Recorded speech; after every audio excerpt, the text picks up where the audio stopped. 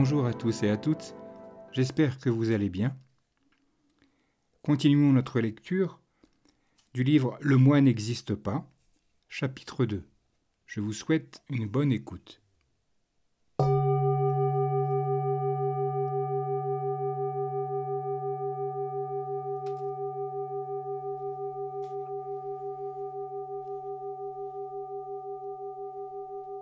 Il faut comprendre en quoi consiste la croyance en l'existence d'un moi, d'une entité ego, pour avoir la notion de l'inexistence d'un moi, d'une entité ego. Certains ne peuvent pas avoir notion de l'inexistence d'un moi, d'une entité ego, du fait même qu'ils ignorent l'explication détaillée du concept d'existence d'un moi, d'une entité ego, tel que donné ci-dessus. Ils pensent que de porter intérêt à la forme des objets est la marque d'un attachement à la croyance en l'existence d'un moi, d'une entité ego. Par exemple, reconnaître un arbre comme étant un arbre, une pierre comme étant une pierre, une maison comme étant une maison, un monastère comme étant un monastère, c'est selon eux s'attacher à la croyance en l'existence d'un moi, d'une entité ego. Selon eux, l'inexistence d'un moi, d'une entité ego, n'est clairement comprise que lorsque les concepts de forme et d'apparence sont transcendés et remplacés par la vision de la vérité ultime. Cependant, le simple fait de reconnaître des formes n'équivaut pas à s'attacher à la croyance en l'existence d'un moi, d'une entité ego. Cela ne signifie pas non plus que la compréhension de l'inexistence d'un moi, d'une entité ego, est établie une fois que les formes ne sont plus perçues. Reconnaître des objets inanimés, tels que des arbres, des pierres, des maisons ou des monastères, ne constitue pas une croyance en l'existence d'un moi, d'une entité ego. Cela ne constitue pas de l'attachement à une croyance en l'existence d'un moi, d'une entité ego. C'est simplement de l'attachement à des concepts. Ce n'est que lorsque l'on attribue une âme, une entité vivante ou un moi, une entité ego aux êtres sensibles dotés de vie et de conscience, tels que les humains, les devas, les animaux, etc., que cela constitue de l'attachement à une croyance en l'existence d'un moi, d'une entité ego. Quand on se considère soi-même comme une âme vivante, ou que l'on considère les autres comme des entités vivantes, alors on s'attache à la croyance en l'existence d'un moi, d'une entité ego. Les brahmas, des plans d'existence immatériels, qui n'ont donc pas de corps matériel, ne se perçoivent pas sous les formes conventionnelles. Mais les brahmas ordinaires, ceux des plans d'existence de matérialité subtile, ne sont pas exempts d'opinions erronées. Car ils croient en l'existence d'un moi, d'une entité ego, d'une entité vivante. Ce n'est que lorsque la croyance en l'existence d'un moi, d'une entité ego ou d'une entité vivante est abandonnée et que son propre corps et celui des autres sont perçus comme de simples phénomènes psychophysiques, qu'apparaît la connaissance de l'inexistence d'un moi, d'une entité ego.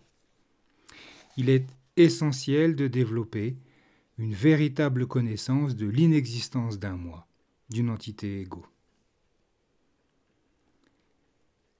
4 types d'attachement à la croyance en l'existence d'un moi, d'une entité ego. Il existe 4 types d'attachement à la croyance en l'existence d'un moi, d'une entité ego ou d'une âme. Petit 1. L'attachement à la croyance en un moi, une entité ego, qui serait le maître, Samyata. C'est croire qu'il existe une entité vivante à l'intérieur de notre corps qui gouverne et dirige chaque souhait et chaque action. C'est cette âme vivante qui se déplace, se lève, s'assoit, dort, parle chaque fois qu'elle le souhaite. S'attacher à la croyance en l'existence d'un moi, d'une entité ego en tant que maître, c'est croire en une entité vivante dans son corps qui le contrôle et le dirige à sa guise. Le bienheureux a enseigné l'Anatalakkhana Sutta pour éliminer particulièrement ce type d'attachement. Comme ce sutta a été enseigné pour la première fois au groupe des 5 bhikkhus, qui avaient alors réalisé l'entrée dans le courant, on peut se demander si celui qui a réalisé l'entrée dans le courant est encore entravé par l'attachement à la croyance en l'existence d'un moi, d'une entité ego. Celui qui a réalisé l'entrée dans le courant a abandonné la croyance en l'existence d'un moi, une entité ego. Mais il a encore de l'orgueil. Au stade de l'entrée dans le courant, les entraves de la croyance en l'existence d'un moi, d'une entité ego, Sakaya Ditti, du doute et de l'attachement aux règles et rituels inutiles ont été complètement éradiqués. Cependant, celui qui a réalisé l'entrée dans le courant n'est pas encore libéré de l'orgueil. S'enorgueillir de ses capacités, de son statut. Je peux le faire. Je suis un noble. C'est de l'attachement à l'orgueil. L'orgueil de celui qui a réalisé l'entrée dans le courant ne concerne que les qualités et les vertus authentiques qu'il possède réellement, et n'est pas un faux orgueil fondé sur des vertus inexistantes. Celui qui a réalisé l'entrée dans le courant doit poursuivre le perfectionnement de la vision pénétrante afin d'éliminer l'orgueil, qui constitue encore une entrave pour lui. Lorsque la vision pénétrante s'est considérablement approfondie, cet orgueil s'atténue et est partiellement éliminé par la voie du retour unique, bien qu'il ne soit pas encore complètement éliminé. La voie du non-retour l'affaiblit davantage, mais c'est seulement la voie finale du stade d'Arhat qui peut éradiquer complètement l'orgueil. On peut donc considérer que le bienheureux a enseigné l'Anatalakkhana Sutta au groupe des 5 bhikkhus pour éradiquer totalement l'orgueil qui subsistait encore chez ceux-ci, alors même qu'ils avaient réalisé le stade de l'entrée dans le courant. Petit 2. L'attachement à la croyance en un moi, une entité ego, qui serait une âme permanente. Nivasi Atta. C'est la croyance qu'une entité vivante réside en permanence dans le corps d'une personne.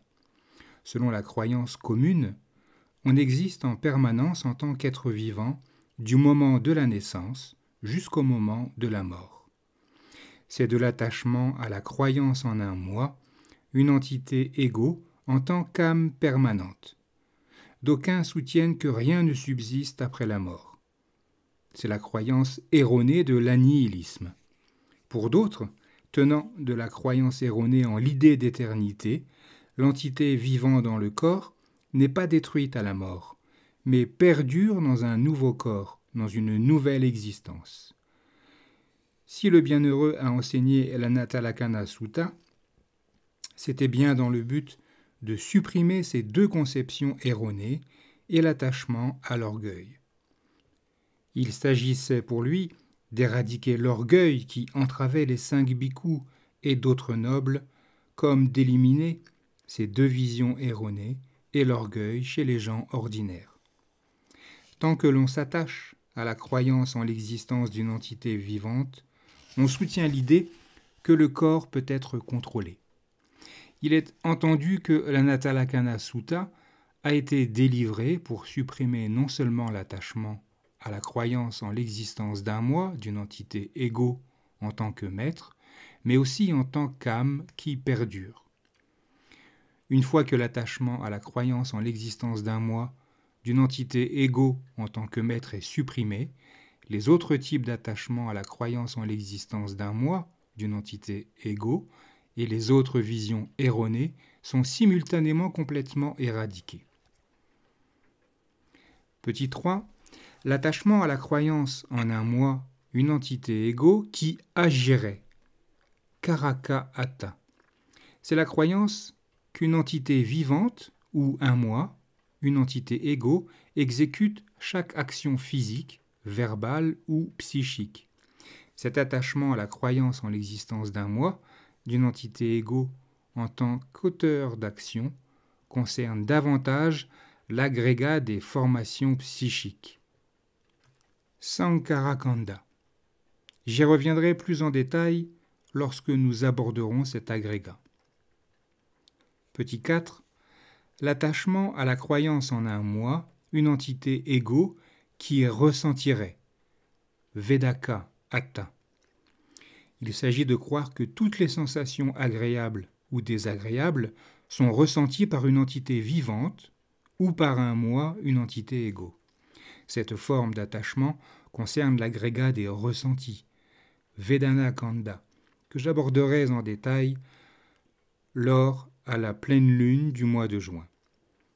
Ayant expliqué pourquoi un agrégat de matière n'est ni moi, une entité égo, une entité vivante, mais qu'il est dépourvu de moi, d'entité égo, il me reste à expliquer comment les méditants engagés dans la pratique de la méditation de la vision pénétrante parviennent à percevoir la nature de l'impersonnalité, de l'insubstantialité de tout phénomène. La contemplation de l'inexistence d'un moi, d'une entité égo. J'ai décrit et expliqué les méthodes pratiques de la méditation de la vision pénétrante dans nombre de mes conférences et de mes livres. Je ne vais donc pas y revenir en les détaillant, mais simplement en rappeler les points essentiels. La méditation de la vision pénétrante consiste à contempler les 5 agrégats d'attachement, Upadana Kanda, qui se manifestent au moment de voir, d'entendre, de sentir, de goûter, de toucher et de penser. Mais pour un méditant novice, il est difficile d'être attentif à chaque phénomène visuel, auditif, etc. Il doit commencer sa pratique en notant seulement quelques-uns des objets prédominants dont il fait l'expérience en ce moment même. Par exemple, lorsqu'il est assis, un méditant peut se concentrer sur la nature de la rigidité et de la résistance ressentie dans le corps, et noter « assis, assis ». Si un méditant estime que cet exercice est trop simple, il peut le combiner avec l'observation d'un autre phénomène, à savoir toucher, et noter « assis, touché, assis, touché ». Bientôt, les mouvements de montée et de descente de l'abdomen deviendront plus évidents.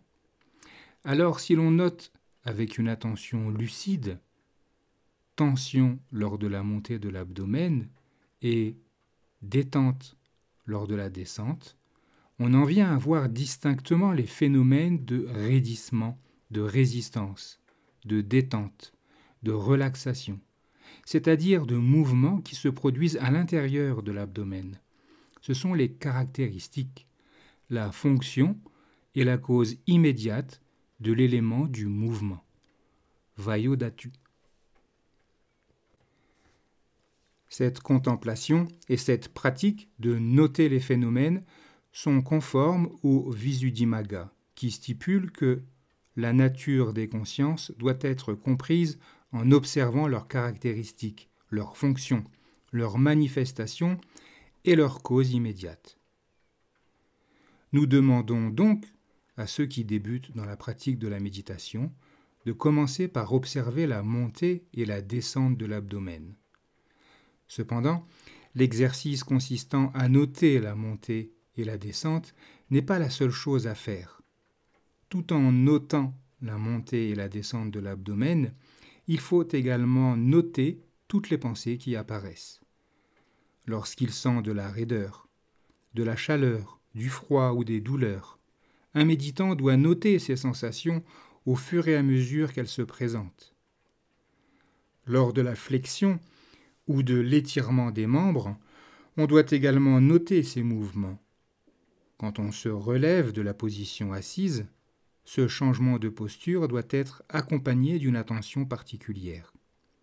Pendant la marche, chaque mouvement impliqué dans chaque pas doit être noté.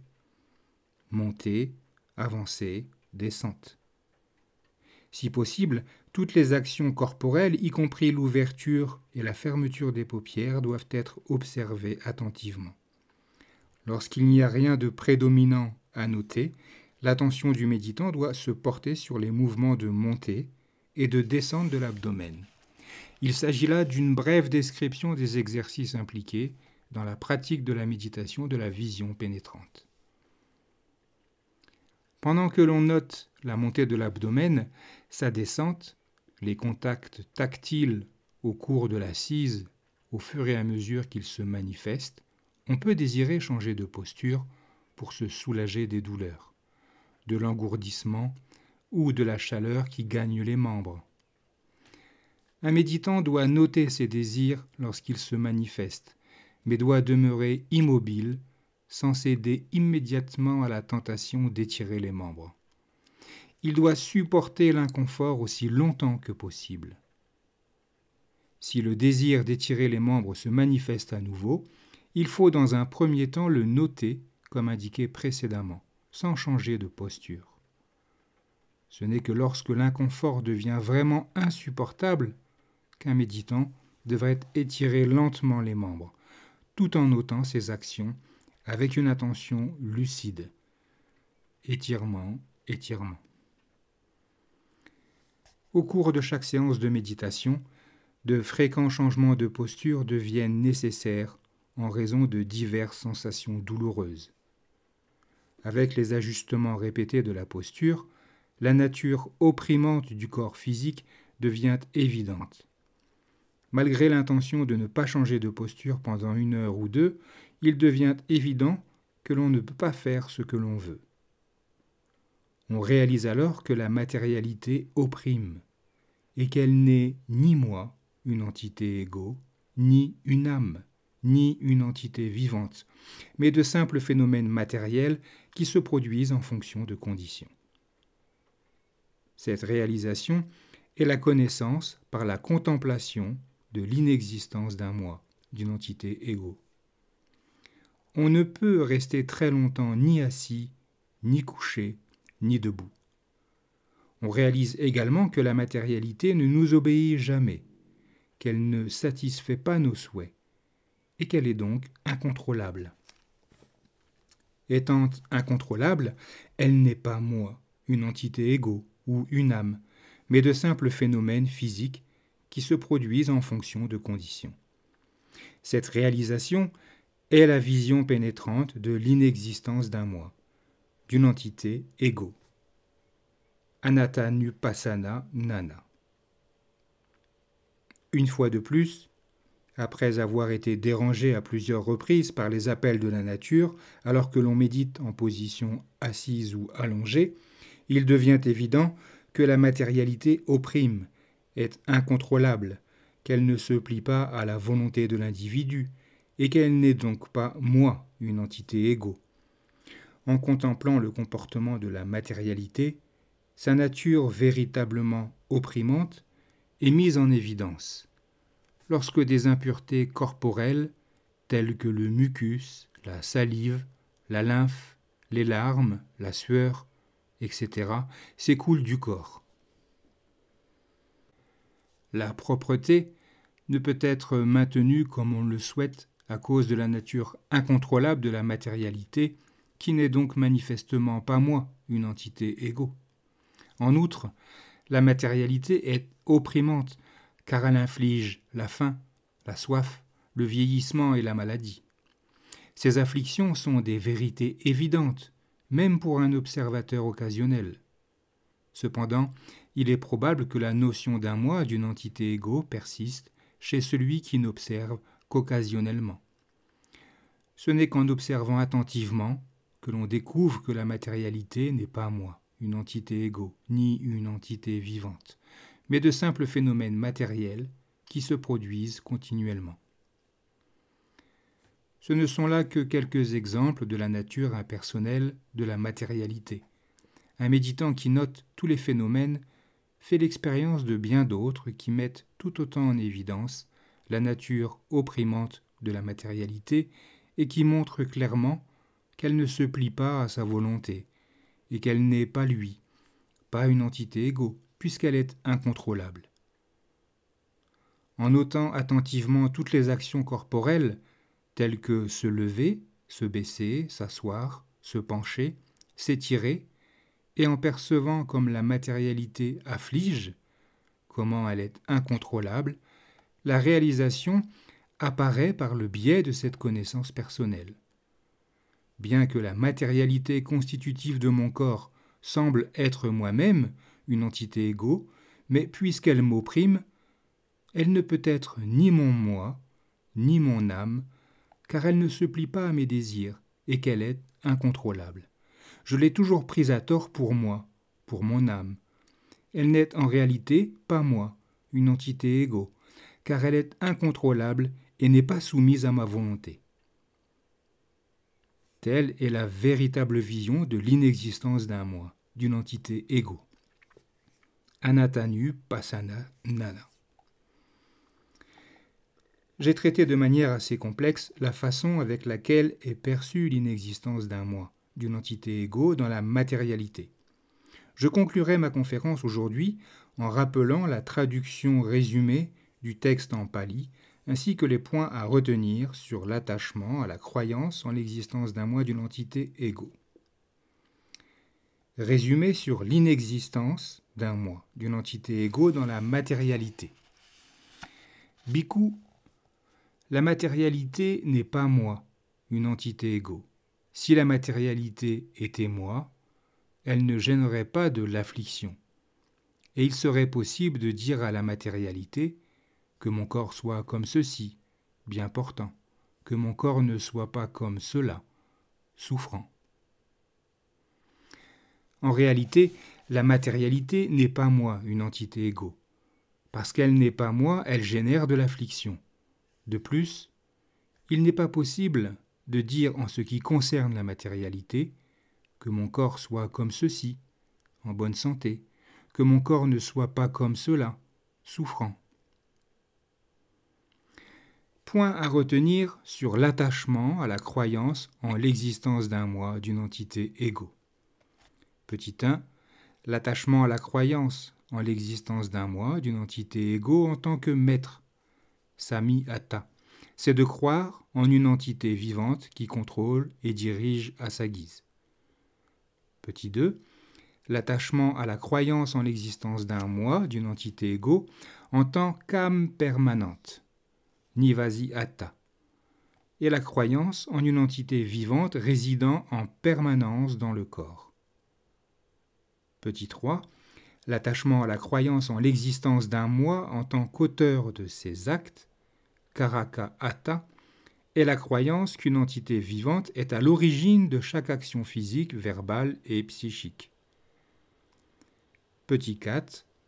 L'attachement à la croyance en l'existence d'un moi, d'une entité égaux, en tant qu'expérimentateur des ressentis, Vedaka Atta, est la croyance que toutes les sensations, qu'elles soient agréables ou désagréables, sont ressenties par une entité vivante ou un moi, une entité égaux. Pour avoir accordé une attention respectueuse à cette conférence sur l'Anatalakkhana Sutta, puissiez-vous tous, en notant les phénomènes psychiques et les phénomènes matériels quand ils se produisent, percevoir infailliblement et avec certitude la nature de la fugacité, de l'insatisfaction et de l'absence d'entités égaux, et ainsi atteindre et réaliser rapidement le Nibbana, par le biais de la voie et de son résultat, comme vous le souhaitez. Deuxième conférence, jeudi 6 juin 1963. J'ai commencé mes conférences sur l'Anatalakkhana Sutta le 23 mai. J'ai alors expliqué en détail que le corps n'est qu'un agrégat de matérialité et qu'il n'est pas moi, une entité égaux. Aujourd'hui, je vais traiter de l'agrégat des ressentis, Vedana, pour montrer qu'il n'est pas davantage moi, une entité égo. En général, les gens aiment rencontrer des objets plaisants et jouir de ressentis agréables, et n'aiment pas les ressentis désagréables. En ce qui concerne les ressentis agréables et les ressentis désagréables, ils supposent que j'ai un ressenti. Je me sens bien, j'ai du plaisir, je me sens mal, j'ai de la peine. Mais en réalité, un ressenti est dépourvu de moi, d'une entité égo. Ce n'est pas une âme, il est sans substance, ni essence, anatta. Le bienheureux a expliqué cette réalité ainsi. Il existe 3 catégories de ressentis. Agréable, sukha vedana, douloureux, désagréable, dukkha vedana, ni agréable ni désagréable, upekha vedana.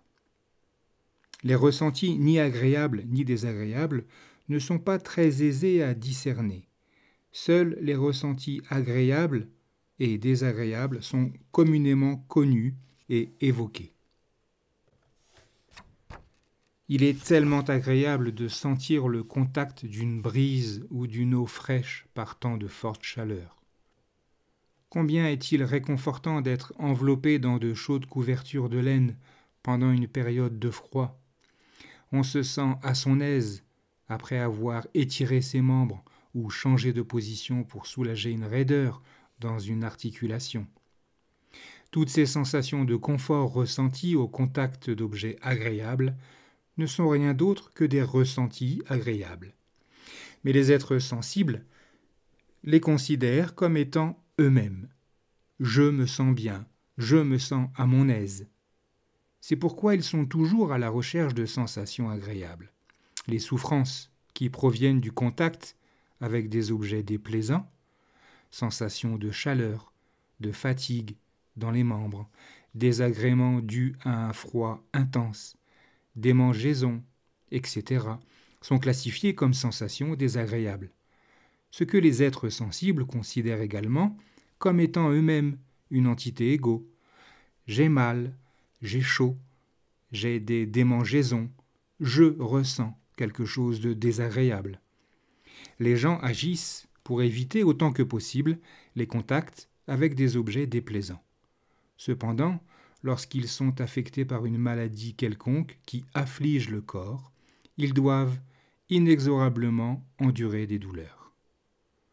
Ce que je viens de décrire concerne les ressentis agréables et désagréables liés au corps physique. Nous devons prendre aussi en compte les ressentis liés aux états psychiques. Les pensées concernant des objets agréables donnent lieu à du bien-être et à de la joie. Penser à des choses qui suscitent l'abattement, le découragement, le défaitisme, la tristesse, le chagrin, la timidité, etc., donne lieu à du mal-être. S'attarder sur les affaires ordinaires, banales de la vie quotidienne donne lieu à des ressentis ni agréables ni désagréables. Ces 3 types de ressentis sont liés aux pensées. Lorsqu'ils se trouvent dans ces différents états psychiques, l'être sensible considère ces ressentis comme étant lui-même. Je me sens heureux, je suis heureux, je me sens abattu, je suis malheureux, je ne suis ni heureux ni malheureux, je suis équanime, zen. Lorsque des objets plaisants sont vus, entendus, sentis ou goûtés, des ressentis agréables apparaissent. Ceux-ci sont également considérés comme étant soi-même. Je me sens bien, je suis heureux. C'est pourquoi les gens recherchent les choses plaisantes de la vie, courent les lieux de divertissement pour profiter de belles formes visibles ou de sons mélodieux. Ils utilisent des fleurs odorantes et des parfums pour jouir d'odeurs plaisantes. Ils se donnent beaucoup de mal pour satisfaire leurs appétits de saveurs délicieuses. Lorsqu'ils voient, entendent, sentent ou goûtent des objets déplaisants, ils en éprouvent des ressentis désagréables. Ces ressentis sont également considérés comme étant eux-mêmes. Ils essaient d'éviter tout ce qui a trait à des objets déplaisants. Des événements ordinaires, banals, vus ou entendus, ou d'autres objets sensoriels qui les laissent indifférents, ne suscitent ni plaisir ni déplaisir. Ils considèrent que ces ressentis ni agréables ni désagréables sont également pourvus d'un moi. Mais les gens ne sont jamais satisfaits des ressentis ni agréables ni désagréables. Ils s'efforcent d'atteindre le bonheur grâce à la jouissance de ressentis agréables. Voilà pour la fin de ce chapitre 2. Il me reste à vous souhaiter de belles méditations, de belles journées, et je vous dis à bientôt.